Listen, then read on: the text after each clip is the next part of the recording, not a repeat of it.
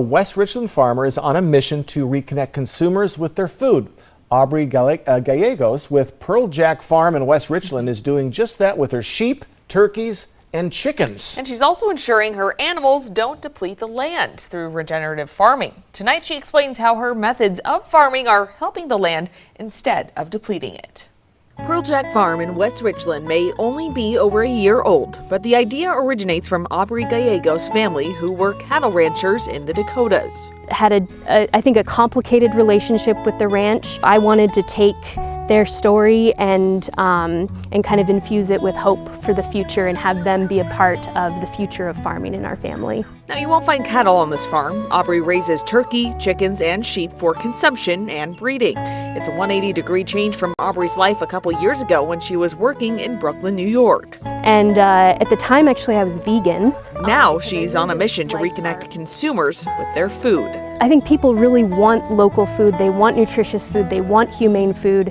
And I would love to see that be the easy choice. Right now it's the hard choice, right? While ensuring her animals are raised humanely on thriving land. You fitting the farm into the larger ecosystem rather than trying to create a farm that fights the ecosystem. For Aubrey, that means getting back to the original ways of farming, which has recently been coined as regenerative.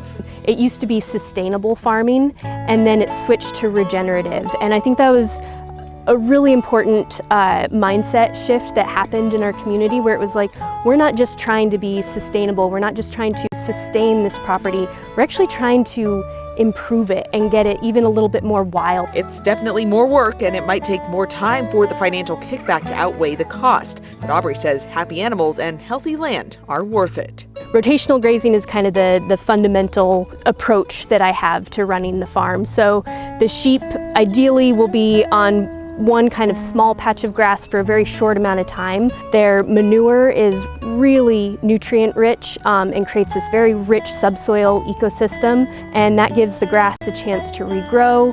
It also reduces the likelihood of parasites. Pearl Jack Farm was recognized by a national nonprofit and awarded a grant to buy more mobile coops, chickens, and her trusty farm dog in training. Aubrey hopes she can offer locally grown meat that's within everyone's price range while sticking to her values and honoring the origins of Pearl and Jack. I'm going to put a lot of work in, a lot of money in, and I'm not necessarily going to see that return.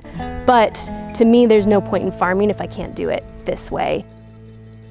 And Aubrey is in the process of getting her website finished for online sales. And in the future, she hopes to add pigs as well as tours of the farm. For now, you can find her on Instagram. We have that information on yaktraynews.com.